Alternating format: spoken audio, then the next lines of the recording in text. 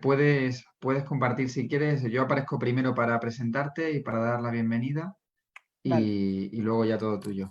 Ok, ¿Vale? vale. Gracias. A ver si me deja.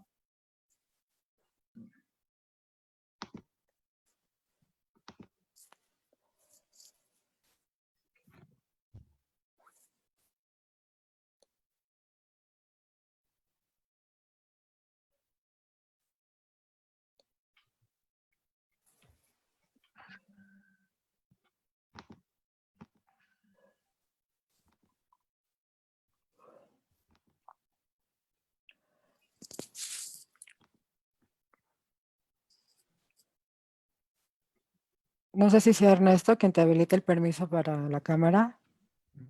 Pues no sé, Ernesto o Juanca, si me podéis habilitar alguno de los dos el permiso, porque me dice que el anfitrión no me deja compartir el vídeo. Ahora, ya, por fin.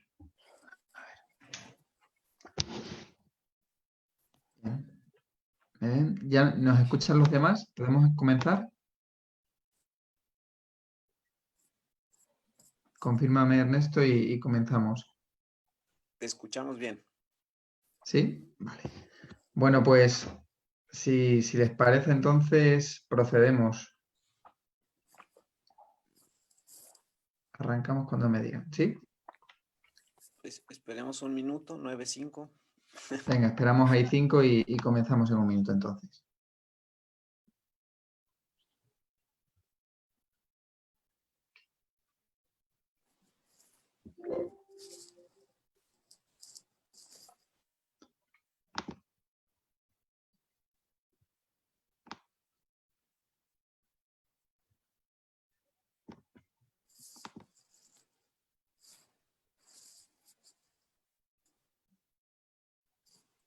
Si me das el ok, si te parece, ya son y 5, Ernesto, vamos a arrancar para cumplir el tiempo. ¿Bien? Bueno, bienvenidos a todos y a todas a este webinar de Comparte tu conocimiento FIADI. Es un programa impulsado por la Vicepresidencia de Desarrollo de Capital Humano de la Federación, que lo que hace es intentar que los socios expliquen a través de estos webinars en un periodo corto de tiempo algún tema del que están trabajando, de lo que son especialistas. En este caso nos acompaña Anaíbi Becerril, de México. Ella va a dar una ponencia titulada La paz, estabilidad y seguridad internacional en el ciberespacio, lecciones de Iberoamérica. En este caso, Anaíbi tiene una gran trayectoria. Es además doctora, licenciada en Derecho por la Universidad de las Américas, Puebla, doctora en Derecho y Globalización, especialista en Gobernabilidad, Derechos Humanos y Cultura de Paz por la Universidad de Castilla-La Mancha y académica de la Universidad Nacional Autónoma de México, de Ciudad de México. Igualmente hemos tenido la suerte de contar con Anaíbi en varios congresos FIADI. Me acuerdo además, creo que la primera vez que pude compartir con ella fue concretamente desde la ciudad en la que les hablo, de la ciudad de Salamanca, y tuve la suerte de escucharla y comprobar que además de una magnífica persona, pues es una gran oradora y una gran intelectual, una gran experta en su tema. Por eso le quiero agradecer que se haya unido a esta iniciativa. Sobre todo, reitero además el agradecimiento a todas las personas que han formado parte de estos webinars y les animo porque este mes para los socios tendrá una nueva convocatoria, lugar, para cubrir en este caso los webinars de aquí a final de año. Por lo tanto, es una convocatoria abierta en la que, repito, lo que queremos es que os suméis todos los que podáis. La metodología del seminario va a ser la misma que en las otras ocasiones, es decir, Anaíbi va a exponer primero el tema alrededor de una media hora y luego abriremos el turno de preguntas para que ustedes puedan compartir las opiniones o reflexiones que estimen convenientes. Pueden usar el chat o pueden usar igualmente el micrófono en atención al moderador. Pues muchísimas gracias, Anaíbi. Es un placer, es un auténtico honor tenerte con nosotros y cuando quieras, todo tuyo. Bueno, muchísimas gracias, Federico, y a toda la directiva FIADI, al doctor Marcelo, que ya lo vi por ahí. Muchas gracias. Gracias por la invitación y la verdad, Agradezco mucho la iniciativa, que nos permitan compartir los conocimientos o los temas que son de interés y que en este momento estamos justamente abordando. Creo que aporta mucho a la discusión y a nuevos temas que podamos juntos desarrollar. Les quiero contar un poco el contexto de por qué me interesa justamente este tema sobre la paz y la estabilidad internacional. En los últimos años hemos tenido la oportunidad de asistir a varios eventos regionales e internacionales, justamente a través de algunos sponsors o becas que han generado tanto la OEA como otros gobiernos para participar justo en las discusiones que se están llevando a cabo en Naciones Unidas justo sobre la estabilidad y la paz internacional, el uso de las tecnologías de la información para mantener la paz y la estabilidad internacional. Entonces, por eso les quería compartir algunas de las experiencias que vivimos en esas reuniones, porque considero, y sobre todo en este momento, que hablar de ciberseguridad y hablar de seguridad y paz ya no solamente es en el ámbito de los estados. Estamos hablando ya de que sobre todo ahora en estos momentos con la pandemia que estamos viviendo, con que nuestra vida ahora depende totalmente de la tecnología, estamos hablando de que no solamente tiene impactos en los estados, sino que también puede tener impactos y costos humanos, ¿no? El ámbito de la ciberseguridad. Entonces, estar conscientes de cuáles son los retos, qué es lo que se está haciendo y cómo también podemos participar cada uno dentro de nuestros diferentes roles para ayudar a mantener esta estabilidad y esta paz internacional en el ámbito del uso de las tecnologías. Sí, me gusta empezar, y bueno, ya les di un poco de contexto de por qué nos deberíamos interesar justo por el ciberespacio, por su estabilidad y por la paz en ese ámbito, y creo que ahorita, justo como lo retomaba, ese es un gran contexto sobre todo lo que estamos viendo ahora. No solamente es cuestión económica, no solamente es cuestión de desarrollo, es cuestión ahora de vidas humanas que pueden verse afectadas por el mal uso o por algún ataque que haya en este sentido.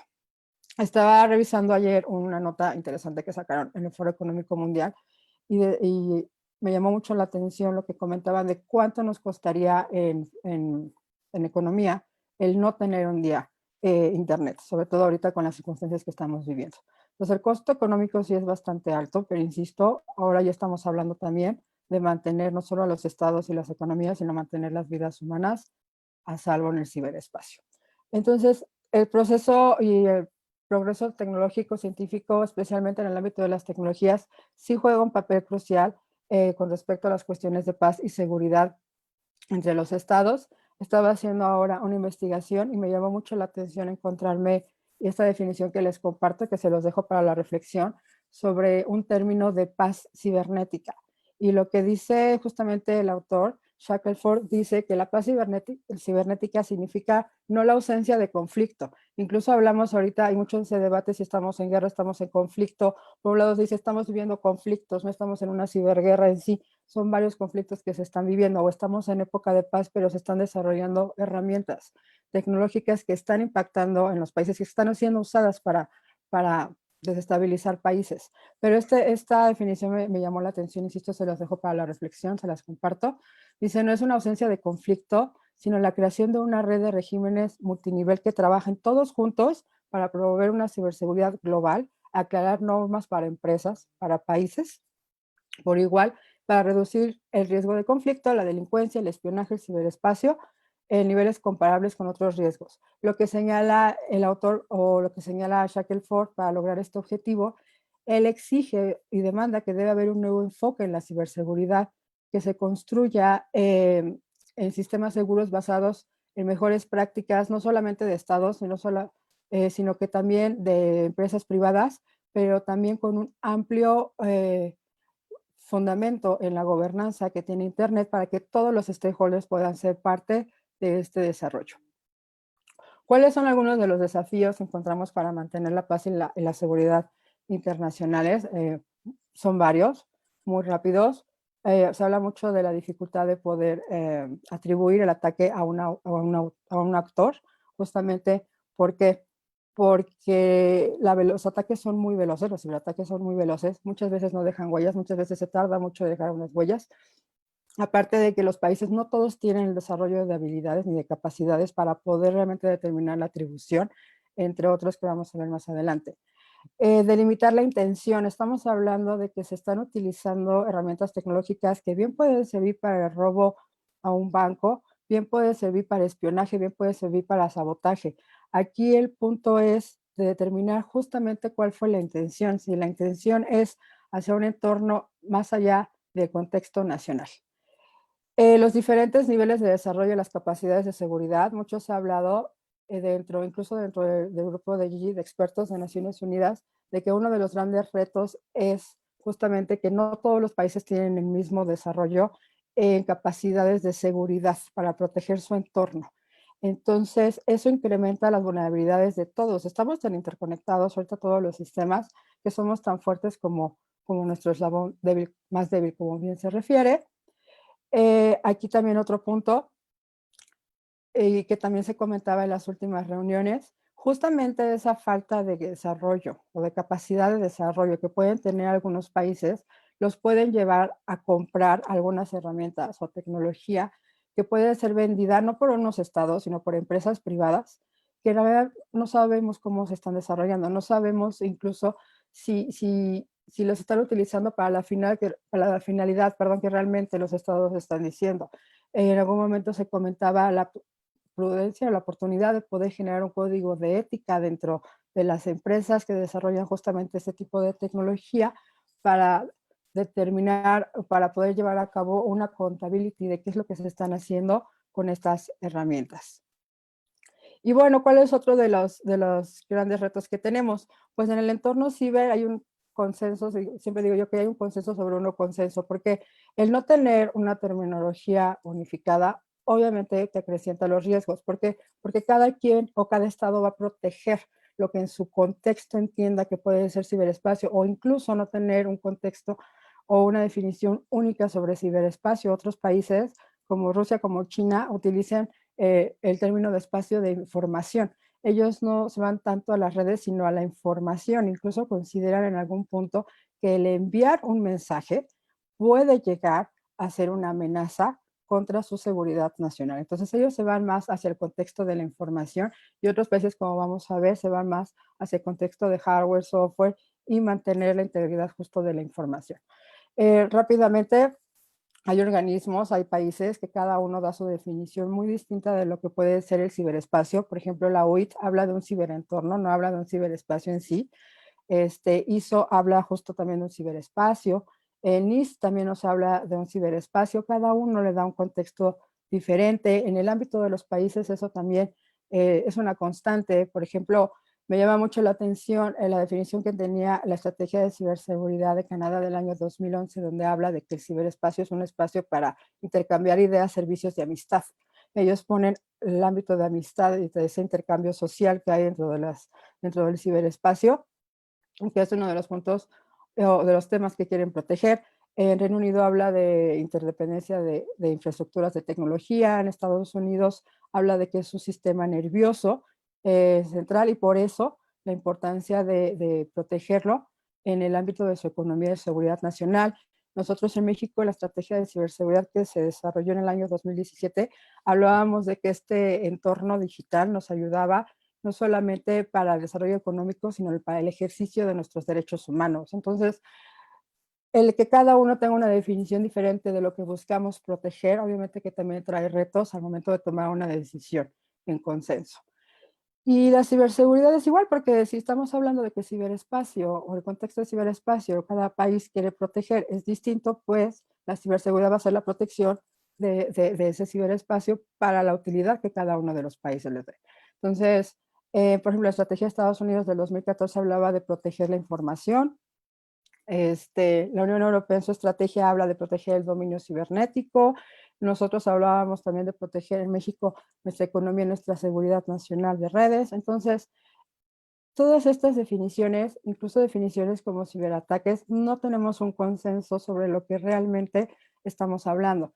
Estas diferencias pueden ser utilizadas por actores estatales y no estatales justamente para poder llevar a cabo operaciones maliciosas o utilizar con fines maliciosos la tecnología al ver ese tipo de crisis dentro de la legislación. Y bueno, justamente también, como les había comentado, no hay un consenso único incluso de que sea ciber. La federación, perdón, los estados en este caso también difieren en el lenguaje que usan para enmarcar todas sus amenazas. En Estados Unidos, la Unión Europea y otros países, hablamos, como ya lo vieron, de la ciberseguridad en general, como la protección de software, hardware, datos, contra incluso uso no autorizado, como puede ser. Rusia y China, como les había adelantado, y algunos estados de Asia Central, refieren el término seguridad de la información o information security y hablan del information space, no hablan del ciberespacio, argumentando que el contenido de la información o un mensaje transmitido en línea puede interferir en asuntos internos de los estados y por extensión amenazar su estabilidad o la estabilidad internacional. En ese sentido, por ejemplo, en relación a la postura que tienen Rusia y China sobre el ámbito de la información y cómo la información, incluso ellos hablan de que la guerra de información implica la manipulación de las personas a través de la información, como lo hemos visto en algunas campañas de desinformación, ellos lo consideran así, pero por ejemplo Estados Unidos, la Unión Europea y otros países ponen énfasis en el contenido de las comunicaciones, creyendo que esto puede usarse para justificar restricciones a derechos protegidos como la Declaración Universal o el Pacto Internacional de Derechos Civiles y Políticos. Entonces, el que no tengamos, insisto, un consenso sobre definiciones que son básicas para entender lo que estamos protegiendo, obviamente que nos hace vulnerables a no tener un rumbo coherente o todos unificados que se deban tomar. En relación a las amenazas, pues bien, dentro de los últimos años esas han crecido. ¿Por qué? Porque no solamente, o anteriormente hablábamos de las amenazas en el ámbito de la seguridad internacional que provenían solamente de estados. Ahora hablamos de actores no estatales que pueden ser patrocinados por estados o pueden ser contratados por estados para buscar desestabilizar o atacar a algún país. Pero también el hecho de que la tecnología que nosotros usamos diariamente y es otra tecnología que los delincuentes pueden utilizar, trae otros retos que debemos considerar. Hay muchos esfuerzos que se han hecho a nivel internacional, por ejemplo, dentro de la ONU y de la Organización de Estados Americanos, para lo que nos compete a América, que habla de generar una cultura de seguridad cibernética. Esto no es nuevo, incluso la OEA, si ustedes ven dentro de la estrategia que tiene la OEA de desarrollo para una estrategia interamericana para combatir amenazas a la seguridad cibernética, esta fue anterior al de la ONU, que es del mismo año, la de la OEA, y es el primer organismo regional, en este caso, que tiene una estrategia para concientizar sobre las amenazas de la seguridad cibernética. La OEA la publicó en abril, la ONU para la creación de una cultura de ciberseguridad la publica en octubre del mismo año. Entonces empezamos a ver que los organismos internacionales también comienzan a voltear y a sensibilizarse respecto a estos temas. En la Unión Europea, por ejemplo, en la Unión Europea tienen la estrategia de ciberseguridad. Incluso dentro de la estrategia ellos remarcan algunos principios. Los principios son el respeto a los derechos fundamentales, acceso para todos, gobernanza, responsabilidad. Incluso en los últimos años, la Unión Europea ha hecho algunos esfuerzos por tener ellos en ámbito regional también herramientas y documentos que les sirvan de fundamento para protegerse en el ámbito del ciberespacio internacional. Por ejemplo, en el año 2017 desarrollaron un toolkit, o saber Diplomacy Toolkit, que establece algunas medidas para generar confianza. Y el año pasado, si mal no recuerdo, el Consejo de Europa publicó perdón, estaba largo el título, por eso lo noté, la resolución 2019-796 relativa a medidas restrictivas contra los ciberataques que amenazan a la Unión o sus miembros, donde ya están buscando establecer medidas, en este caso reactivas, para proteger su ciberespacio. Otro documento que también tenemos en el contexto internacional, que es muy conocido, que es el Manual de Tallinn. Aquí lo importante a destacar es de que si bien es un documento que ha sido desarrollado por el ámbito académico de buscar la forma en que el derecho internacional sea aplicable en el ciberespacio, este no es obligatorio, no es vinculante para los estados.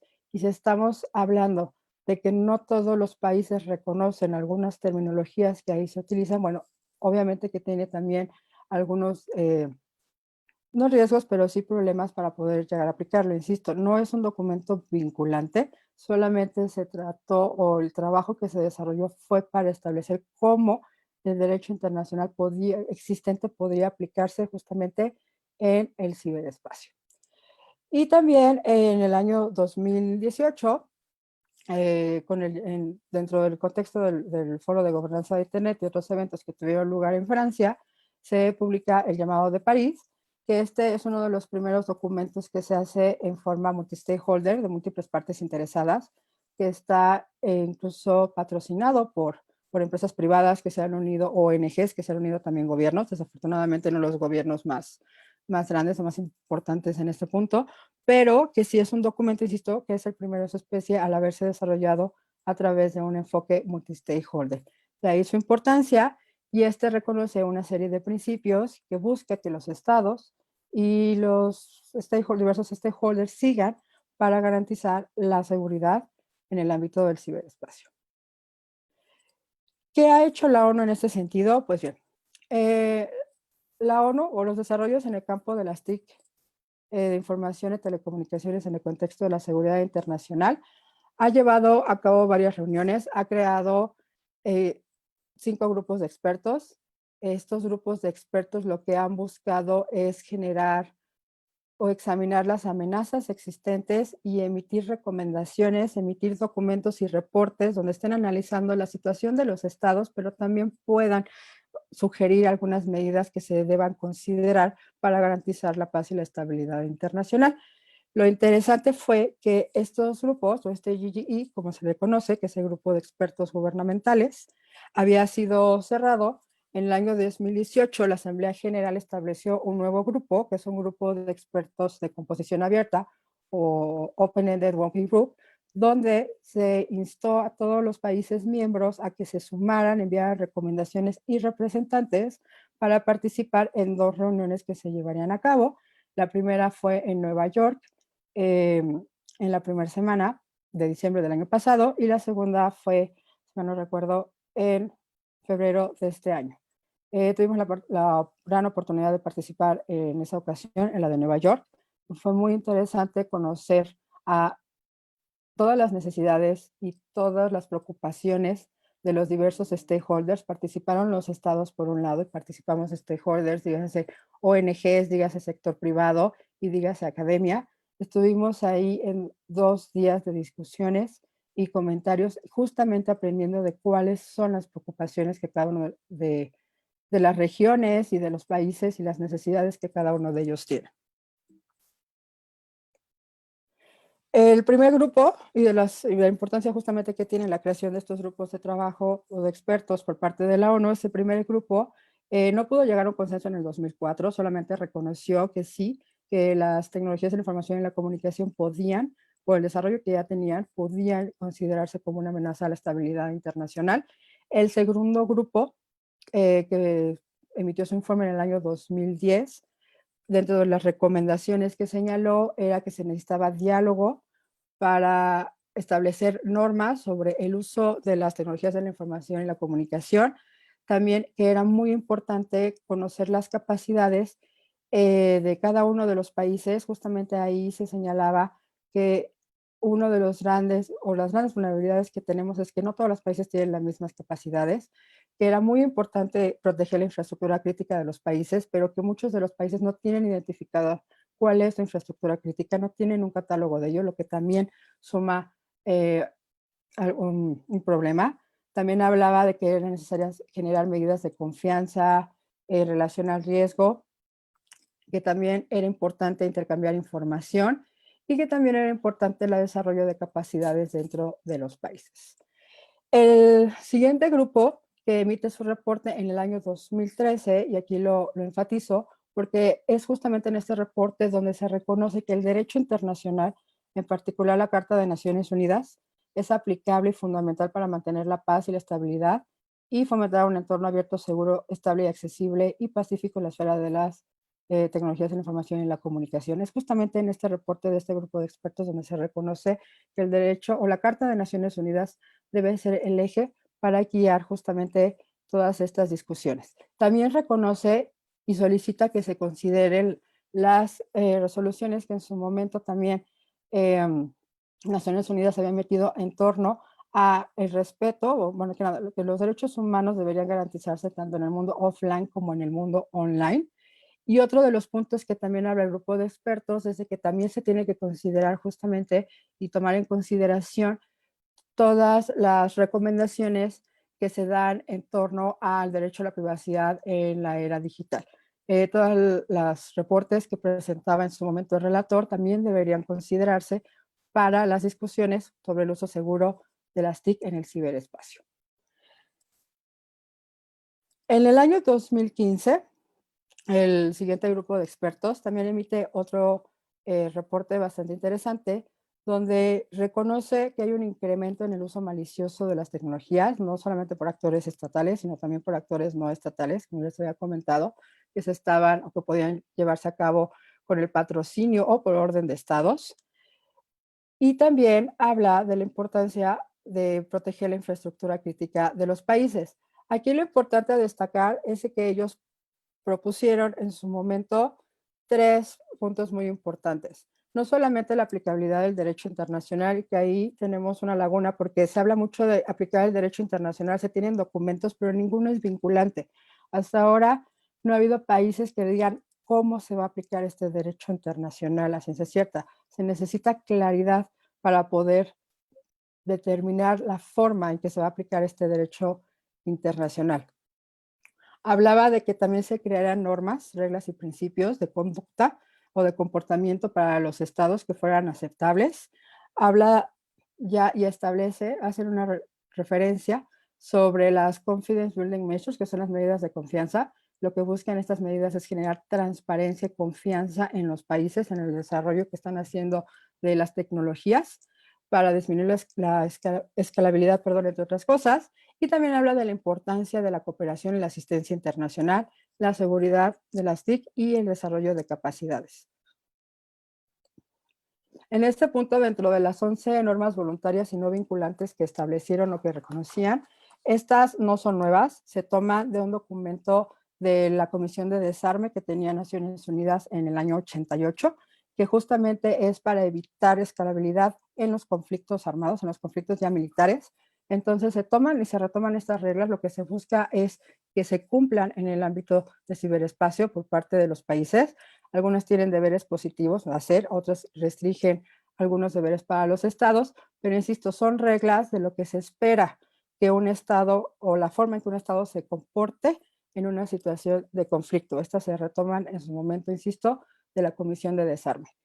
Las medidas de fomento a la confianza, estas medidas de fomento a la confianza, lo que busca también es, como les había dicho, generar transparencia en el desarrollo de las tecnologías que están llevando a cabo los estados. Uno de los puntos aquí importantes es que a diferencia de las armas llamadas convencionales, esas son muchísimo más difíciles que un estado pueda ocultarlas. Incluso hay desfiles, ¿no?, que se llevan a cabo para que ellos puedan demostrar el poderío armamentístico que tienen en el desarrollo de las tecnologías de la información y la comunicación. Esto es mucho más complicado. No sabemos realmente lo que los estados están llevando a cabo ni las herramientas tecnológicas que están desarrollando. Pero aquí lo importante es justamente eso, no solamente generar transparencia en el desarrollo de esta tecnología, sino generar confianza entre los estados, que también ahí es uno de los grandes retos que tenemos pendiente. Dentro de estas medidas, ¿cuáles son las que se reconocen? Pues la importancia de un diálogo continuo y mejorado, intercambiar información que sea de interés para los estados, que también es un gran punto porque no todos van a querer intercambiar información del desarrollo que están llevando a cabo. Identificar puntos de contacto, si llega a suceder algún incidente, con quién se va a contactar. Aquí es muy importante que la recomendación es que este punto de contacto tiene que ser de arriba hacia abajo. ¿Por qué? Por la importancia que puede tener un incidente en ese momento y la forma en que se tenga que reaccionar o contactar con otro país para poder contenerlo. La importancia del intercambio de información mediante clasificación voluntaria de incidentes y también compartir las categorías de infraestructura crítica. Como ya les había dicho, uno de los grandes retos es de que no todos los países tienen un catálogo de infraestructura crítica. Hay unos que la tienen publicada, hay otros que no lo tienen ni siquiera clasificado. Y ese es un gran reto también hacia dentro de los países. Y en el año 2017, por resolución, 2018, por resolución también de Naciones Unidas, se insta a los países no solamente a que el grupo de expertos se reúna, sino que mediante la resolución 7327 se estableciera un grupo de trabajo de composición abierta, ¿no? Que es ese Open Ending Working Group, donde se pudiera invitar a todos los países miembros de Naciones Unidas a participar, a emitir sus recomendaciones con base en algunos cuestionamientos que en su momento se plantearon. Como yo les dije, la primera vez que se lleva a cabo esto, que se abre el foro para que no solamente otros países puedan participar, porque los primeros grupos eran de 15 y 20 participantes, solamente de ciertos países, sino para que todos los países pudieran participar y para todos los stakeholders pudieran emitir sus comentarios y sus recomendaciones en todos los trabajos que se habían desarrollado. Y bueno, rápidamente a nivel regional, respecto a las medidas que se tienen, yo les había comentado en un inicio que la Unión Europea tiene, o hace un par de años lanzó su toolkit de ciberdiplomacy, donde ellos también tienen a nivel regional las medidas de confianza. Nosotros, para América, tenemos y se retoman las medidas de confianza de la Declaración de Santiago para fomentar la confianza y la seguridad justamente, que son las que está en este momento trabajando la OEA, la Organización de Estados Americanos. Dentro de algunas de las medidas que se consideran, pues es la gradual adopción de acuerdos, intercambio de información. Se ha trabajado mucho en el intercambio de información que pueda servir a otros países para sus experiencias. También se habla de acuerdos para invitar a observadores en ejercicios militares. También se han llevado a cabo ejercicios de ciberespacio. La OEA ha estado llevando a cabo todo este tipo de trabajos. También ha estado muy activo en el ámbito de la capacitación, en el desarrollo de habilidades. Se ha acercado a muchos de los países para poder llevar a cabo este desarrollo de habilidades, capacitarlos y también para establecer y para guiarlos en el desarrollo de sus estrategias nacionales de ciberseguridad. Hay algunos países que han abierto sus estrategias y han publicado, no las estrategias nacionales de ciberseguridad, sino que han publicado estrategias de ciberseguridad en el ámbito internacional, como en el caso de Francia. Argentina en algún momento habla de la política exterior que se va a llevar a cabo en el ciberespacio. Estados Unidos tiene una muy específica y ahí también vemos a uno de los retos, porque por ejemplo en el caso de Estados Unidos, si vemos la estrategia de ciberseguridad que en su momento publicó Obama, habla mucho de la colaboración y el desarrollo del ciberespacio para todos.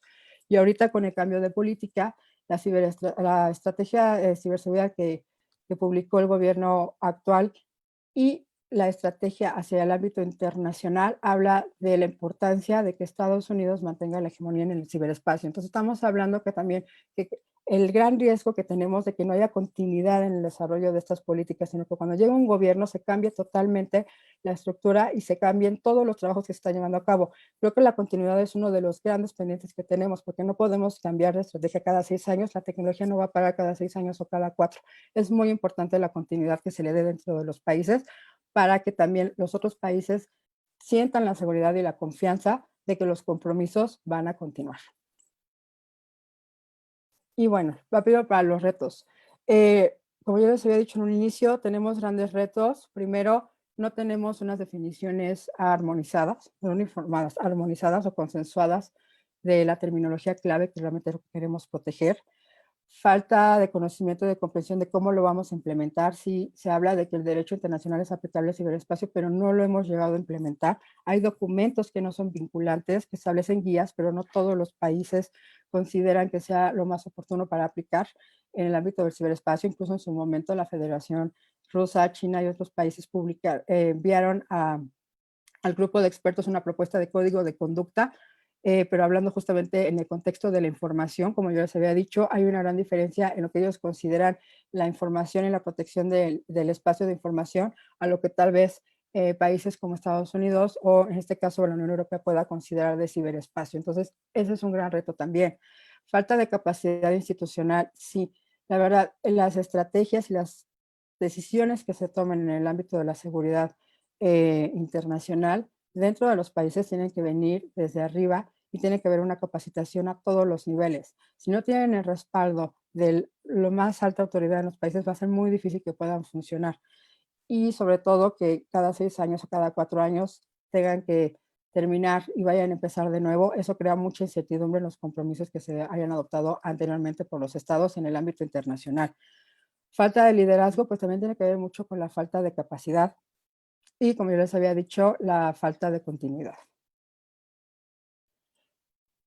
Y bueno, les retomo una parte de una de las resoluciones del grupo de expertos del año 2015, donde establece que y reconoce que solamente se puede lograr que el ciberespacio sea un entorno estable y seguro mediante la cooperación internacional, y la base de esta cooperación debe ser el derecho internacional y los principios de la Carta de Naciones Unidas. Pues es muy complicado y ningún país va a poder llevar a cabo solo este reto. Tiene que ser con la base de la cooperación de todos los países, pero no solamente de todos los países, sino de todos los stakeholders que se encuentran involucrados. Si esto, un solo país no va a poder afrontar todos los retos que tenemos en el ámbito de la seguridad internacional con el uso de las tecnologías. Al final, los objetivos que buscamos es que el ciberespacio sea accesible, que sea confiable, que sea seguro, que se mantenga abierto, que sea interoperable y que sea pacífico.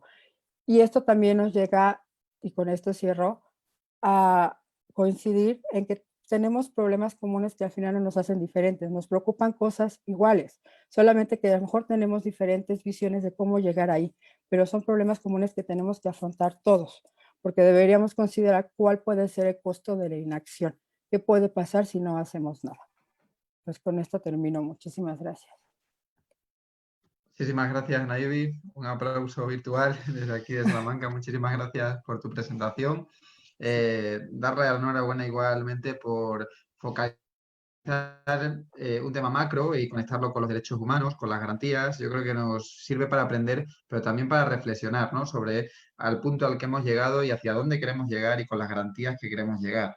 Entonces, muy importante esa visión, tanto legalista, pero también introspectiva, ¿no?, por parte de los derechos humanos que se han visto implicados y que además has expresado y comunicado de manera muy eficaz. Muchas gracias, porque era un reto, ¿no?, de tener esto y lanzarlo en media hora. Así que muchísimas gracias por ajustarte al tiempo e igualmente por tu comunicación. Vamos, si os parece ahora, a dar paso a los espectadores. Tengo que agradecer una vez más la gran cantidad de público que hemos tenido, tanto en Zoom como en Facebook Live. Hemos superado casi los 60 espectadores entre una plataforma y otra. Entonces, bueno, ha tenido muy buena acogida, además de gente que está en FIADI y también de gente externa que yo creo que nos conoce o nos está empezando a conocer y a los que animamos, por supuesto, a sumarse a lo largo de demás iniciativas. Tienes la mano levantada. ¿Me vas a permitir, Ernesto, que como tienes la posición de anfitrión, tú vayas dando la palabra y encendiendo los micrófonos a las personas que quieran participar? Bien, adelante, por favor.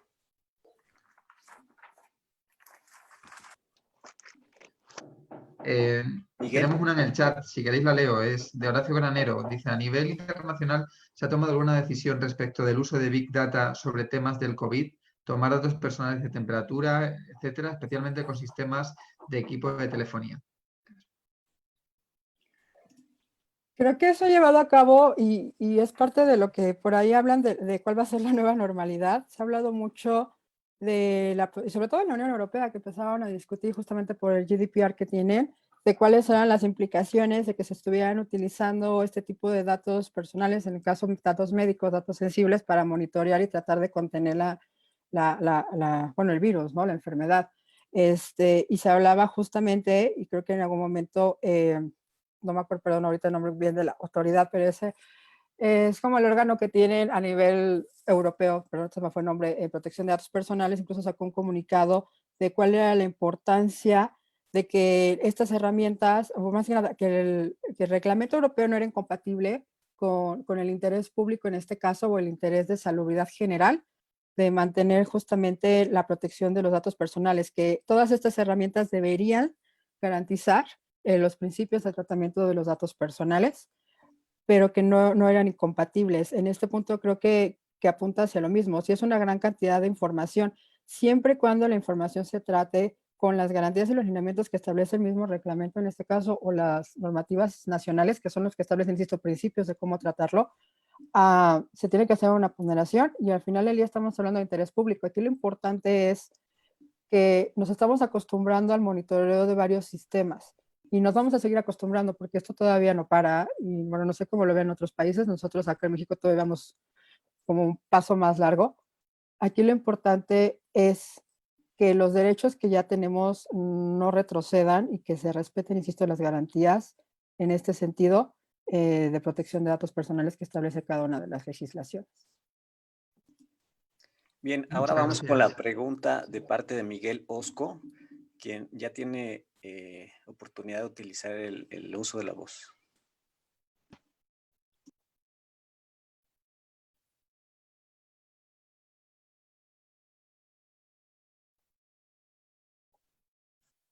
Hago una breve interrupción ahora con Carlos Sánchez, director de comunicación de la FIADE, para pedirle a las personas que van a hacer preguntas que se identifiquen desde a dónde se conectan, muy importante. Eso era todo. Miguel Osco, por favor, adelante con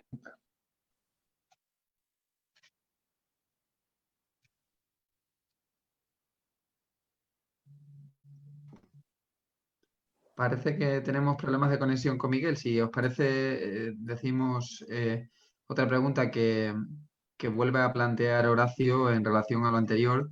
Lleva la pregunta un poco más allá. Dice, ¿se podría hacer un sistema de inteligencia artificial que ayude a encontrar la mejora de la pandemia? ¿Bastaría la anonimización? No sé si quieres apuntar algo más sobre esto. Pues de poder creo que tenemos la tecnología. Bueno, no sé qué nivel de madurez tengamos en cada uno de los países en el ámbito de la inteligencia artificial. Se habla mucho de inteligencia artificial, pero cada uno de los países ha desarrollado igual diversas capacidades y el nivel de madurez de esa tecnología va a variar en cada uno de ellos. Entonces, sé que se están haciendo muchos esfuerzos para tratar de contenerlo. Al final del día, y retomo mucho lo que dice, lo que en su momento anunciaba tanto la Directiva de Protección de Datos del 95 como el reglamento, los datos están para servir a la humanidad dentro de las garantías y principios que deben servirse, pero si tenemos la oportunidad, insisto, con el respeto que se tiene que dar a estas garantías de la protección de datos, de que estos datos sirvan para la humanidad como en este momento pueden servir, deberían utilizarse. Y obviamente que también se han establecido muchas medidas y recomendaciones éticas en el uso de esa información. ¿Qué va a pasar después? ¿Para qué va a servir? Pero sí, se puede llevar a cabo anonimización de la información, sobre todo tratándose de pacientes, porque hablamos de datos médicos, en caso de México estamos hablando de datos personales sensibles. Pero ahí depende mucho también del desarrollo de tecnología. Muchas gracias, Naivi. No sé si tenemos ya la pregunta preparada del compañero que quería. Ernesto, ¿has Miguel, habilitado el micrófono? sí, Miguel, ya puedes habilitar tu micrófono para que hagas la pregunta, por favor.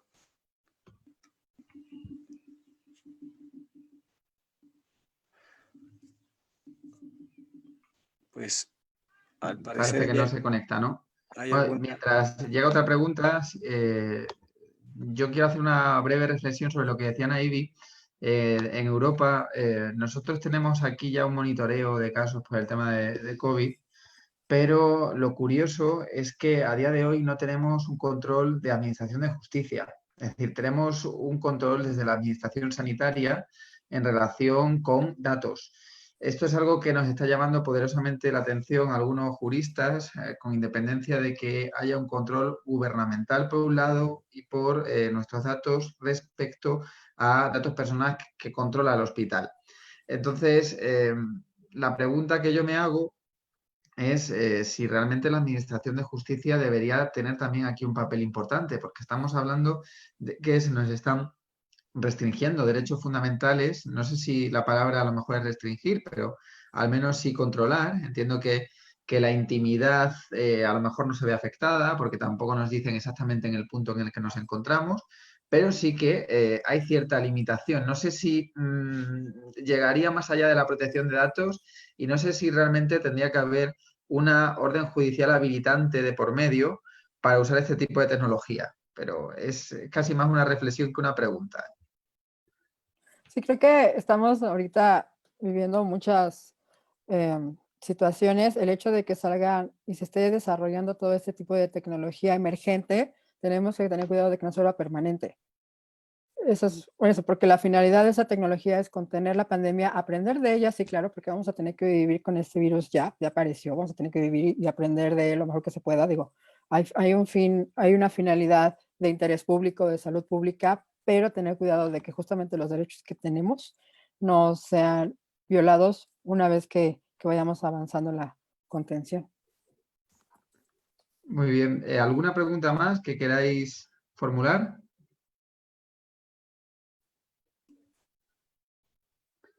Bien, pues entiendo en este caso que les ha quedado muy claro, Anaí, eso ¿O no? significa Quisiera agregar que te has algo. explicado muy bien.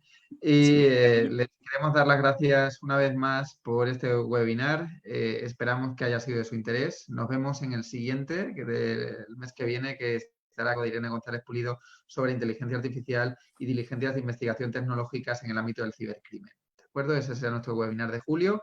Y como les digo, habrá una convocatoria pública para todos los socios para participar de aquí a final de año. Les animamos, toda la Junta Directiva, a que así participen y a que compartan su conocimiento desde FIADI. Muchísimas gracias, Anaibi, muchísimas gracias a todos por participar. Muchas gracias, Federico, y muchísimas gracias a FIADI por la iniciativa. Gracias por la Gracias. invitación. Vale, gracias.